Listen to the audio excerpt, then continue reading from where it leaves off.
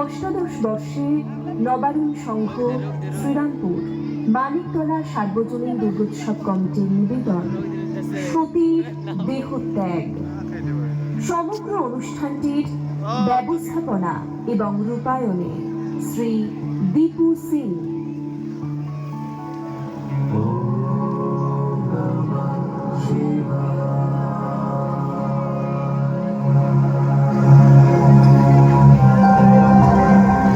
দেব, আমি নিশ্চিত করেছি আমাকে পিতার আয়োজিত যজ্ঞে যেতেই হবে। দেব, আমি নিজের অপমান সহ্য করতে পারি, কিন্তু আপনার নয়। সত্যি বোঝার চেষ্টা করো। সত্যি আমার কথা শোনো, ওই যজ্ঞে যেও না।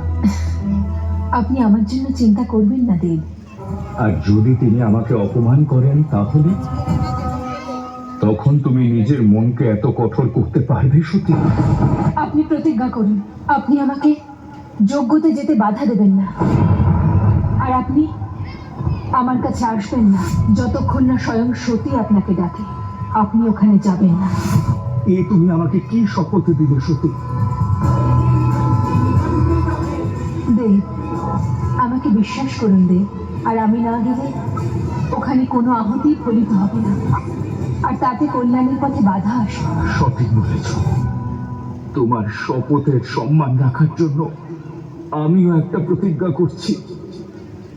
যতক্ষণ তুমি ওই যজ্ঞ থেকে ফিরে না আসো ততক্ষণ আমি নিজের চোখ খুলব না। যতক্ষণ তুমি শিবকে নিজে না ডাকবে সতী, শিবের নেত্র বন্ধ থাকবে। ঠিক আছে দেব, আপনি আমায় আজ্ঞা দিন।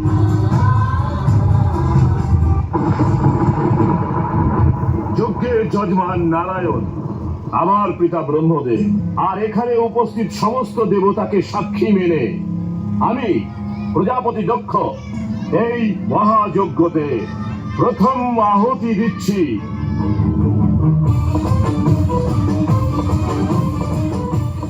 পিতা,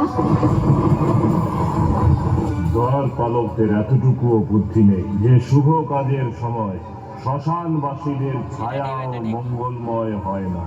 এই যজ্ঞতে কেবল আহুতি দেওয়ার অধিকার চাইছি পিতা। যার নামে তর্পণ করা হয়ে যায় সে প্রেত হয়ে যায়, আর তাদের শুভ কাজে কোনো স্থান হয় না। যে ওই দিন আমি মহাকালের কাছে তোমাকে দান করেছি, আর সেই মহাকালী আমায় গ্রহণ করেছিলেন পিতা। এখন বুঝতে পেরেছি বিনা নিমন্ত্রণে তুমি কেন এখানে এসেছো। যেরকম ভাবে যজ্ঞ শেষ হয়ে যাওয়ার পর ভিক্ষুক হাত বাড়িয়ে ভিক্ষা চাইতে আসে, ঠিক সেইভাবে তুমি এসেছো এই আশায় যে প্রজাপতি দক্ষ দান স্বরূপ ওই কাপালিক শিবকে মান সম্মান দেবে না। ওই কাপালিক শিবের জন্য আমার বাড়ি থেকে ভিক্ষা পর্যন্ত যাবে না। আমাকে বোঝাতে এসেছো প্রজাপতি দক্ষকে? যদি বোঝাতেই হয় তাহলে ওই কাপালিক শিবকে গিয়ে বোঝাও যে ওর বেশভূষা ওর আচরণ এই সভ্য সমাজে থাকার উপযুক্ত নয়, আর নিজের জন্য মান সম্মান চাইতে যাওয়া ভিখারিও।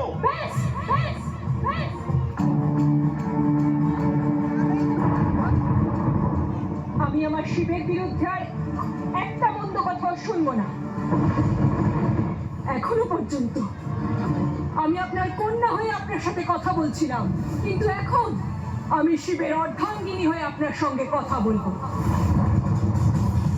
প্রজাপতি দক্ষ, আমি অনেক প্রয়াস করেছি যাতে আপনি সত্যটা বুঝতে পারেন, কিন্তু আপনি তো সমস্ত মর্যাদা নষ্ট করে দিয়েছেন। এবার এখানে যোগ্য নয়, ধ্বংস শুরু হবে। আমি দক্ষপুত্রী শিবের অর্ধাঙ্গিনী সতী সমস্ত দিক এবং দেবতাদের সাক্ষী রেখে এই যজ্ঞের অগ্নিতে নিজের প্রাণ আহুতি দিয়ে দেব।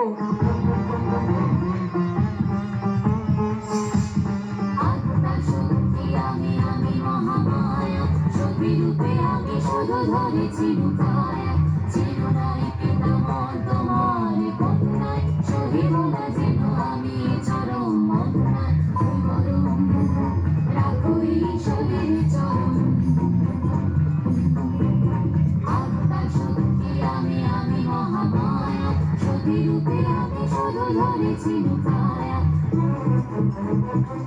বলে দাও প্রজাপতি দক্ষে আমি শিবপক্ষে পেয়েছিলাম আমি তাই প্রাণ এ আমার শিবের গুণগান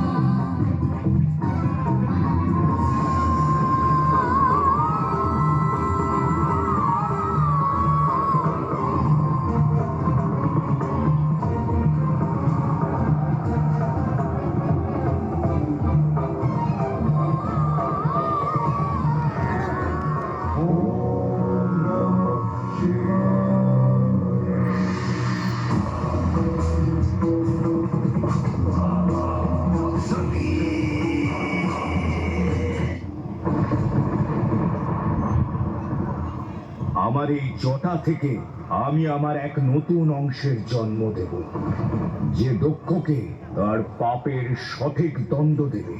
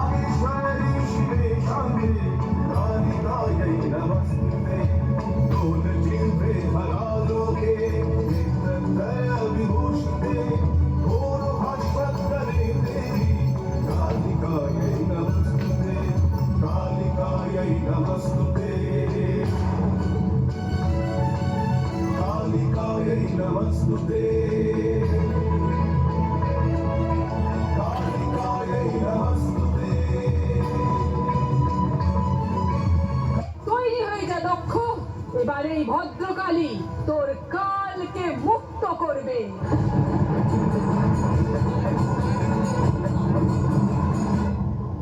বাঁচান!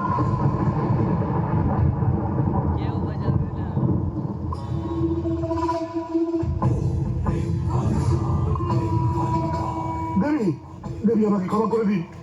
সেই সময় এসে গেছে দক্ষ, এবার তোমার বিনাশ অনিবার্য।